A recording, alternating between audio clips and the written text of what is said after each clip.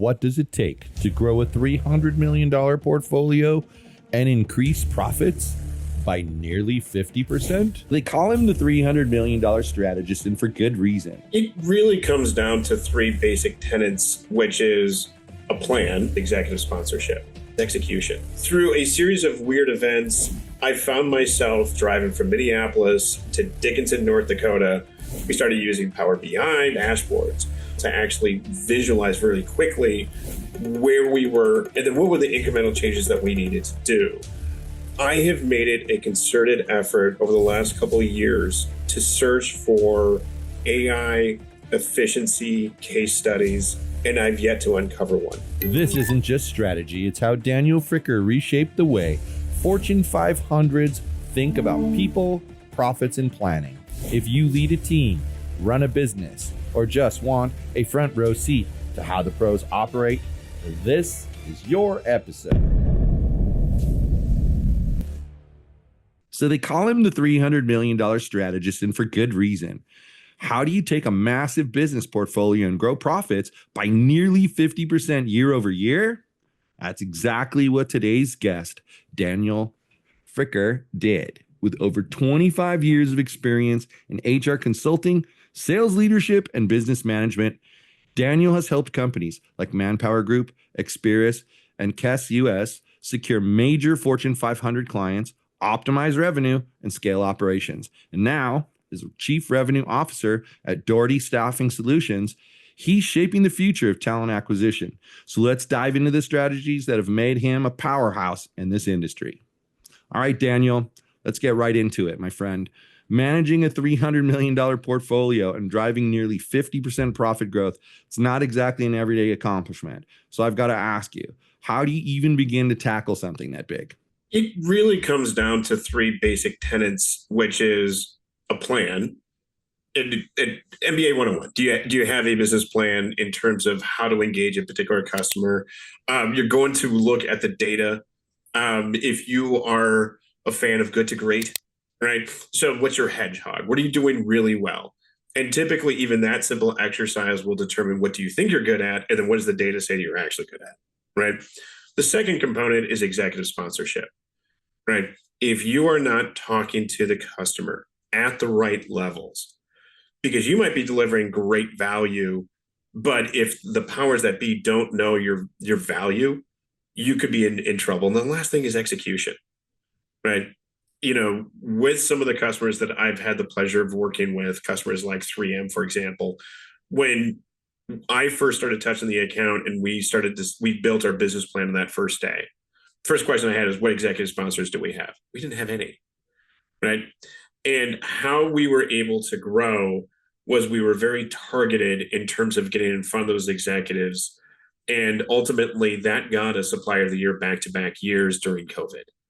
And where we were having conversations really at the C-suite, because suddenly it became really important to staff their various manufacturing locations around the world and do it in different ways with new technologies and tools and that sort of thing. So it sounds really simple, but I'm shocked to see how many companies really kind of miss those three critical steps. So with achieving 50% year over year profit increase, what were the key levers that you pulled to make that happen? Again, MBA 101, in addition to the plan, you're going to need to evaluate the people, right? Do you have people in the right positions? Process, what kind of metrics, SLAs, KPIs do those individuals have? And then technologies, right? And this was also at a time where, you know, with my old company, we started to kind of really play with new executive dashboards, right? So we had incorporated the Microsoft suite. We started using Power BI. We started having all these different types of tools and dashboards. So on any given day, I was able to actually visualize really quickly where we were in terms of a baseline, and then what were the incremental changes that we needed to do. And this is also going to be a throughput, I suspect, throughout the conversation, which is the paradox of efficiency and success, right?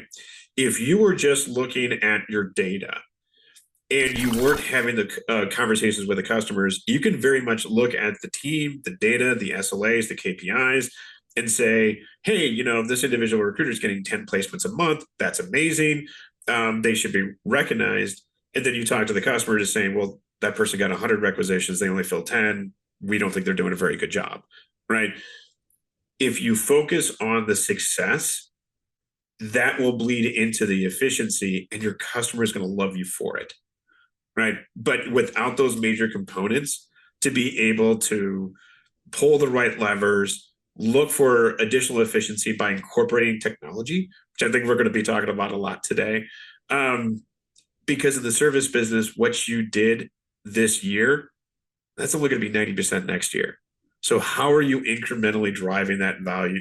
By listening to the customer and looking for those opportunities to pull the right levers at the right time.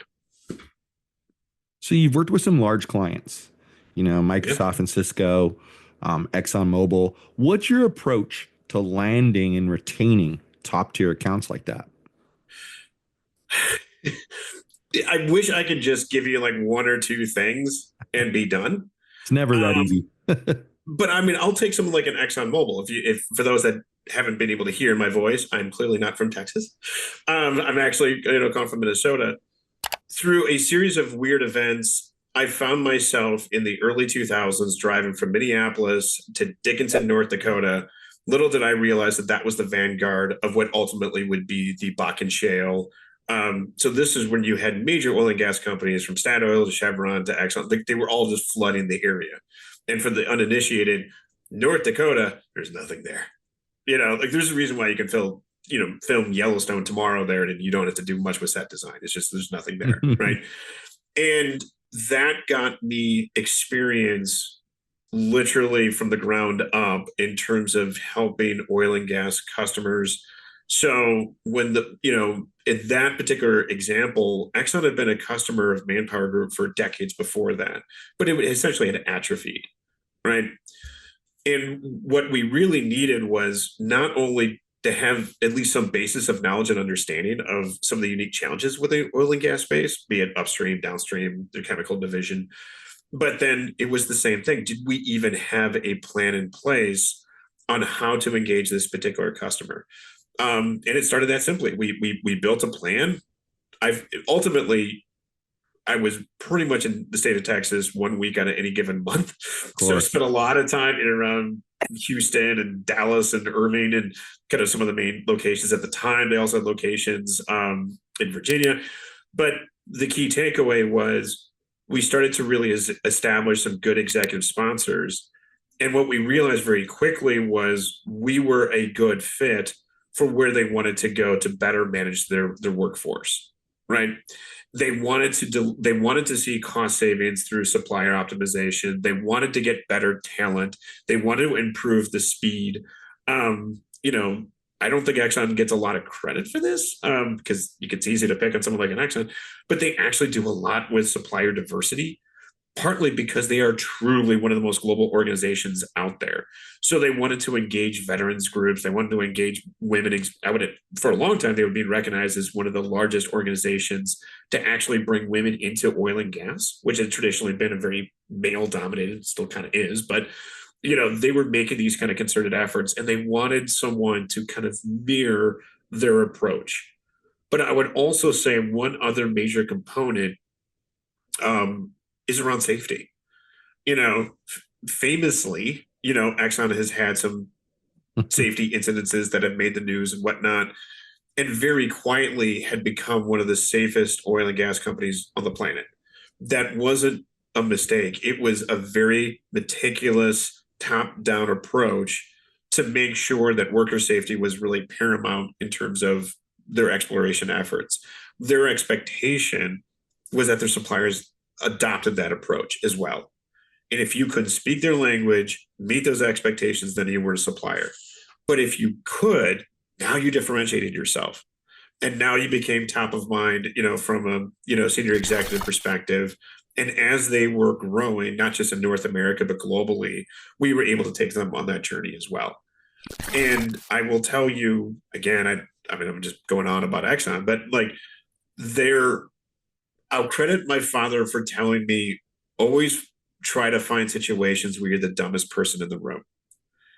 And that would happen perpetually within ExxonMobil because there's some really smart people, but maybe they lack the context knowledge or whatever. Mm-hmm. And to be surrounded by some of those folks and kind of learn from them, and then hopefully, like, we were talking sports, like to be the key player at the key moment to where I was able to share information around workforce trends and better, it became a great relationship. And we replicated that with, the aforementioned Microsoft, the Cisco's, the 3Ms of the world as well. It could be you could replicate the approach, but it is going to look and feel different based on what these big customers, want. But I would also say, Mike, if you're going to engage some of these Fortune 50 companies, because I realized at this point I wasn't going to be my moneymaker, I better give me some book smarts, right? So, this started my journey around really being passionate and looking into things like workforce trends. Ultimately, I got my master's in HR from the Carleton School of Management at the University of Minnesota, but my focus was on HR analytics, right? Which little did I realize was really kind of got me into the type of tools and technology that is being used to help find talent today. So it sounds like you bring to the potential client what it is they need. You do your research and you bring what it is they need. I mean, we all get advice today about knowing our niche and understanding who our target client is. Essentially, that's what you've broken it down to. Mm-hmm. Is you knew that they needed people who thought in a certain way, and you brought that to the table, and that made you someone that was different from other people that maybe were trying to approach them for the same purposes. That makes a lot of sense. So, but how do you make sure that this massive growth, that it's sustainable and not just a one-time spike? They teach you this literally in the first year MBA school 101, which is, do you have a business plan? If you go to Shark Tank, first thing they say is, what's your business plan? That plan should be a living, breathing document, right? So if you are mapping out, okay, where are we, what products and services are we going to bring to bear to the customer? How are we going to position those products and services correctly? Who do we need to get in front of? And then what does that value proposition looks like? And what's crazy is, and I'll go back to like the 3M Supplier of the Year. When we were creating goals, right? And I said, we found out about that they had a Supplier of the Year program. We're like, we're going to win that. We're going to win that award. And everyone laughed. This is also in context of like, we didn't have the relationships needed and everything else. It was funny until we won it. And it was funny until we won it again, right? And so that's where you have to be diligent to not just look at what did you build, but then have these, not just quarterly checkpoints, but really analyze your business plan at least once a year to see what has changed. What are the new opportunities that you need to pursue? Because you don't turn around and improve profitability that much with a one and done approach, not with a big Fortune 50 or 100 company. It might be an extended sales cycle that will get you positioned before a bid process comes out, or heaven forbid, if you're really good, they don't even go out to bid. But those decisions that need to get in front of the right executives where they feel confident that you're going to deliver on whatever product or service you're going to position, right? So it's an iterative process to be able to put these things in place, making sure that you have those executive relationships and making sure the teams are executing against those goals and objectives, right? And that could be something about, we improved our delivery efficiency about 60%. So we were able to respond more quickly. We were able to provide better candidates because we had built out all the necessary integrated business planning together, where we align the financial growth with the accounting. Even just something as simple as write-offs, generally accepted accounting principles, you can write off certain things, everything else. We were able to actually take that write-off almost to zero, because fundamentally what we figured out very quickly was we weren't invoicing this customer correctly. the bigger the company, the more complex their AP AR systems were. And if you're not sending the invoices with the right numbers to the right people at the right time, you're not getting paid. Right. So we improved profitability not just with a more focused engagement effort, but we were also able to basically plug some of the leaky bucket holes. Interesting. Like, so let's shift gears a little bit. Sure. We've already kind of touched on this, but prior to the episode, but AI, it's often touted as like the ultimate productivity booster. But in reality, many companies are having a hard time seeing tangible efficiency gains. So from your experience leading large scale workforce solutions, have you seen AI actually improve productivity, or is it more of a buzzword that hasn't quite lived up to the hype? I will say right now that answer is in progress. Right. Um, I have made it a concerted effort over the last couple of years to search for AI efficiency case studies, and I've yet to uncover one. Right. The Wall Street Journal, it was just in the month of December, they had a great case study of Walmart using AI to more effectively manage their supply chain. So any given day, a Walmart within 5 miles knows the top 5 to 10,000 products that people are likely going to buy. And so that they can actually get those products to you within that day. So that case study, I'm sure some executive inside of Walmart had to go to the board to say, we need to make this type of investment so that we can compete with an Amazon and basically do it, more efficiently. And they are. And I think most people even forget before COVID, in fact, it was a Super Bowl commercial. Do you remember the one in which they literally had the DeLorean from Back to the Future? Yep. They were actually one of the first companies to kind of build out what we've now kind of come to know, which is you can buy your stuff online, you drive up, put it in your car. Well, that became really useful in COVID. And they actually had it basically already in flight a year before. When I look at data from LinkedIn, that 95% of people that click that button that says, apply now or whatever, 95% don't even get a response. How? Right? When you look at the satisfaction levels, when people are asked, like, what was your job search and experience? It is literally at all-time lows. So how is it that every day, every week, there's new tools and technologies out there? Why has it become such a horrible experience, both from a customer perspective or a hiring manager perspective, but then also from a candidate experience perspective? 75% of companies today, according to staffing industry analysts, still use an outside company to bring them talent. Well, how does that make sense when they have access to the same type of tools? Right.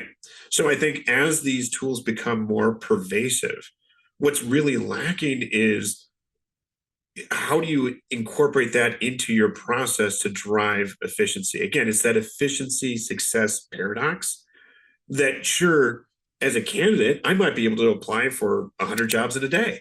That's pretty efficient. But if 95% of stuff is just going into a big black hole, at the end of the day, the success factor should be how quickly are you landing a job? How many interviews are you getting? And you're seeing those numbers drop. Well, my wife and I, we run 8 businesses. And, you talk about COVID. Prior to COVID, we were already doing things like placing an order at Walmart grocery and then going and picking it up and having them drop it off into the back of the car. We were already using, food delivery services and saying, please just leave it at our door. Don't knock, don't do anything, just leave it at our door. We were already doing that.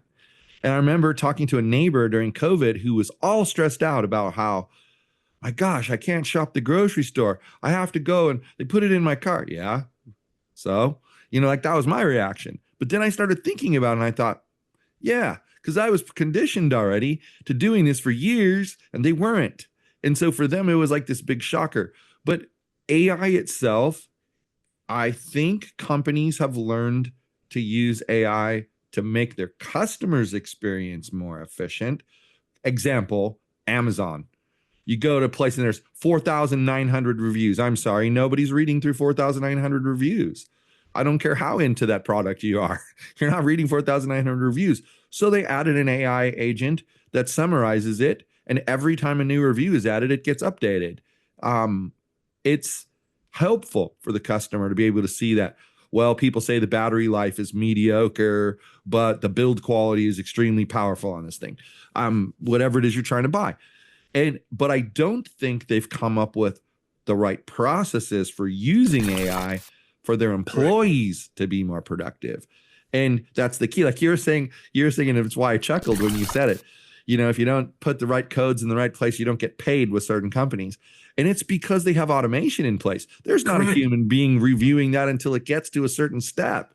And so if you don't have the tags in the right place, the automation just throws it away and says, you know what, I don't know what this is. I'm getting rid of it. Well, even something as basic as maybe you're finding yourself in a job search, you have Microsoft Office. I mean, it's kind of ubiquitous now with, you create a Word doc, right? And you can actually go and create new and say like, find me a resume.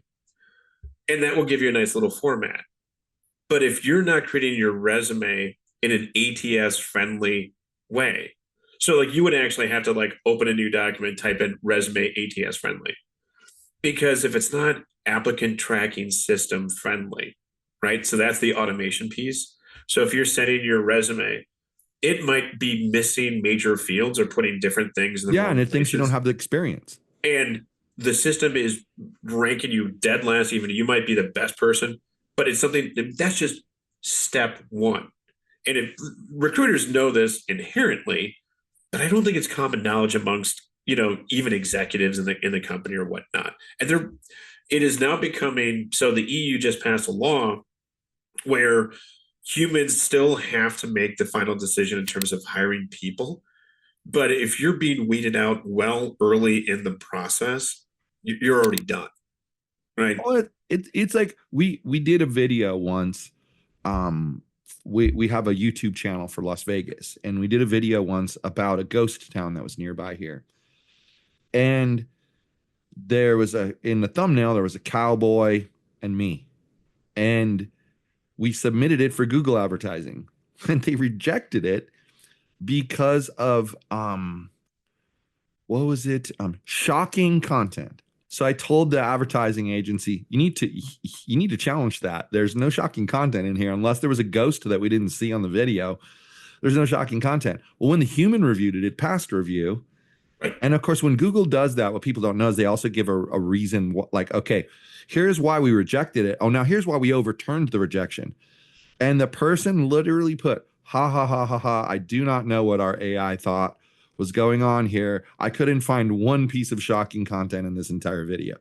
And that's I think the flaw to like auto application systems is you need a queue of like, here's the people I've rejected, so that some human can go through that queue and go, I don't know why you rejected this person. They're like the perfect candidate for this position, and move them in. Exactly. Because AI then actually does reduce your productivity at that point, because it's rejecting somebody that shouldn't be rejected. But maybe the real problem is not requesting the resume in a format that's usable. So I can remember back in the day, when I'd go on dice.com. You remember Dice? Yep. When you'd upload your resume, they would tear it apart and put it into places. And then they'd say to you, if there's pieces that are missing, manually copy paste those things in there. They forced you to give it to them in a format that they wanted it to be in. And I think that's where the major mistake is. Right. And that's just one example. But it's a brilliant example, because at least with Dice, because I'm very familiar with that system because I'm old, you saw the mistakes and were able to make those corrections. If you're making that submission to a particular company, you don't even see the fact that yours came through in some kind of, disassembled way, right? But I want to go back to a concept that you had talked about earlier. So there's a good book by a guy named Tony Saldana, Why Digital Transformations Fail, right? So you just mentioned Amazon. The retail industry recognized in the late 90s the emergence of online shopping, the emergence of, so this was not a new problem, right? And what you saw was some companies started to get onto that bandwagon quickly, even though that they basically were trying to figure it out. By 2018, that was the year that they said that retailers died, because that year hit the benchmark of the number of retailers that went out of business, right? So you asked about AI in HR or AI just in general, right? And I think people are recognizing on the front end that we need to adopt it, that we need to adapt our practices, or you're going to get lapped as a business, right? Because there's too many of these examples. So I am very confident, hopefully this year, that's why I said it in progress, that people are going, that those that have adopted it and have adapted their workforce to use those tools more effectively, that you're going to start seeing those companies have competitive advantage, right? I mean, you can use Walmart going up against Amazon and fighting them toe to toe. But I would also say another great example would be Barnes and Noble actually opening new stores this year because they were able to adapt their business model in a digital world, right? And become quite successful for it. So I think that's right now what I'm seeing in specifically in the HR space and in talking to actual CHROs. What most people don't realize about CHROs, usually they're being overwhelmed. Their inbox are overflowing. They're being pulled into so many different directions. And in many cases, they're the ones where this whole AI conundrum is being hoisted upon them, right?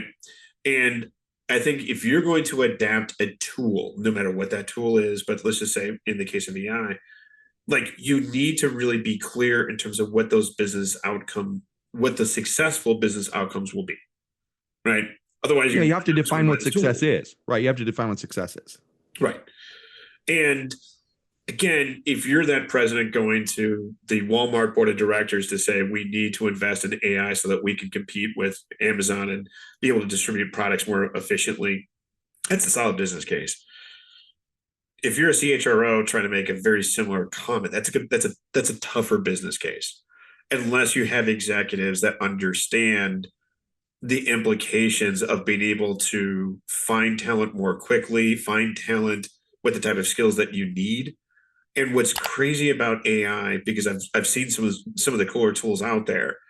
Now what you're seeing more and more isn't past tense workforce trends, but they're able to actually start predicting what the workforce trends are going to be. And if you're an organization and you're saying, okay, and I'm not going to talk politics, but I'm just going to talk about implications. So if suddenly companies have spent years to build facilities in Canada or Mexico because of, those decisions aren't made quickly, there's capital investments, but what are the implications if you have to move production back to the US? Okay, what states are going to be the most optimal? What does that talent pool look like? What are the talent competitors? You get that right, and you'll be able to kind of, adjust accordingly. You get that wrong, your products are no longer profitable, right? And so that's the kind of stuff a good AI system, and there are some good tools out there, but I've seen too many organizations that have the tools, they just don't know how to apply them. It's like buying a Ferrari but not knowing how to drive stick. So that as a software developer, that's like the number one problem that you have with clients is they ask for all of these features. And so there's like this handful of people who's like the committee that helped build the software. And they're like, they know everything that the software is supposed to do, but their people who are trying to use it know nothing about what the software is supposed to do. And that creates a huge problem later, because then the developer's constantly being called up and, what about this? And how do we do that? So I think AI has a future. I just don't think that for certain implementations that it's actually there yet. So let's kind of getting ready to land the plane here, I think. But one more interesting question for you. I'm not sure you're going to expect this one, but if growing a business was like making the perfect meal, what ingredients would you say are absolutely essential? Well, I'm going to keep going back to it, which is, what does your business plan look like? What does your 1, 3, 5-year strategy look like? I truly think the secret sauce in some of these bigger companies, and I'll take ExxonMobil, they actually publish on their own website, what does energy look like over the next 30 years? Like, how is it going to change? right? So they were talking about places like North America and a lot of Western countries moving away from coal to go to other alternative fuels like natural gas, that sort of thing, right? So not everyone's going to be an ExxonMobil where you can prognosticate 30 years in the future, but it does shock me because I also do a lot in the SMB space. And even something as basic as, okay, what does your 1 year plan look like? Your 3 year plan look like? Your 5 year plan look like? What does your forecast look like? Do you even know your hedgehog, your target markets, right? So who is likely going to buy your product and service, and are you focused on that, or are you just really kind of shooting in the wind? And then you're constantly kind of testing that. So I would just say over and over again, which again, I'm not to rip off Shark Tank, but that's why those guys constantly just pummel, these entrepreneurs. What is your plan? What's your exit strategy? Are you going to grow organically? Great. Are you looking to bring on investors? Again, that's great too. Are you going to go public? So like really Right. thinking through what that looks like, because then the next question is, okay, we know what we're going to go after. We know the target market. Now you get into, okay, the people component. What do you need to be successful, and what kind of skills are going to be there? And then how are you going to measure success with those individuals? Right. And then it's going to come down to execution. And then do you have, either quarterly, biannual, or annual reviews where you review that plan and make adjustments? Again, this isn't rocket science stuff, but it blows me away of how seldom people do it, or they'll do it once and then they'll put in a file cabinet. They won't look at it again. And what I have found when we would we would actually, in Manpower Group terminology, once a year, we would call them an opportunity breakthrough session. And that's where we would lock ourselves in the room for a day with different leaders and focus on a particular customer where we're effectively reviewing the business plan for the prior year, right? Then almost by accident, we would tell our customers that this is what we're doing, and they actually raise their hand and say, hey, can we come in the room with you? And we literally got to the point where we would build our plan, and then we would bring in stakeholders, and it would come from HR, procurement, IT, whatever, some of the business lines would come in. Number one, I think they were generally pleased to see how much thought, but then they were able to bring some to the table that we could have never, well, this is where we're going. These are the new products and services, whatever states, geographies that we're looking to invest. So now you actually have a customer in the room that's kind of telling you where you're going. Well, now your job just got 50% easier. And you keep doing that over and over again. And now ask yourself, okay, what other oil and gas companies are out there? So like once you kind of create these products and services, typically you can replicate that other places as well.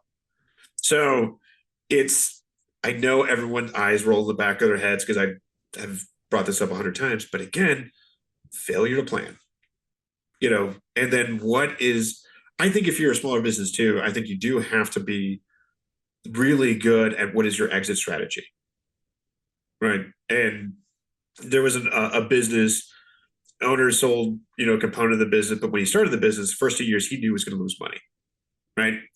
But he's like, when I get calls from two of the bigger competitors out there, that's the day that I'm going to sell, or at least sell that bigger business. And they made a lot of money, because he was able to continue to grow the business. It turned, from break even to profitable. But he knew 10 years before it was going to happen, when I get that phone call, that's when I'm, I know you're in Vegas and everything else, but it's like, there you go. And walked away with a great check. So it's like when I talk to entrepreneurs and I ask them that very simple question, like, what's your exit strategy? And they're like, well, I haven't even thought of it. Just like, okay. So it is the reality, and reality's terms. Well, this has been an enlightening conversation. I mean, you bring a lot of interesting information out about this topic. How can my listeners connect with you? Connect with me on LinkedIn, at the conclusion of the show. But I personally continue to evolve around, I find myself kind of in these weird mentoring relationships with a lot of different people that I've had the fortunate pleasure either working with side by side as colleagues or mentoring that, as they were coming up in their career, but then also with customers and customer contacts. And so um, this is a subject that I'm very passionate about. It's what I listen to, if I'm mowing the lawn, listen to podcasts, reading white Sure. papers. Um, but again, I think it's what's common knowledge in the staffing industry, the recruiting industry. I find it's not common knowledge at all. It doesn't matter if I'm going to a high school graduation and someone walks up to me to say, how do I find a job when I'm in college, or someone that's early career, mid career. It's the same question. It's also the thing that one of the things I'm proud of is the work that I do at the University of Minnesota. I sit on one of the career advisory boards for the College of Science and Engineering.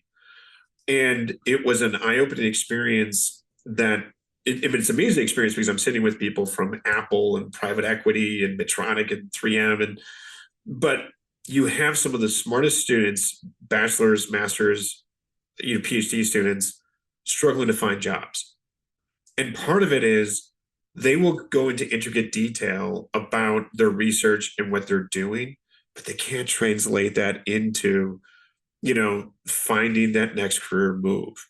And it has nothing to do with cognitive ability. It's just, so if I can share with people to help unlock a new opportunity for them, then I guess that's where I would get energy. So yeah, just reach out to me on LinkedIn and cool. Excellent.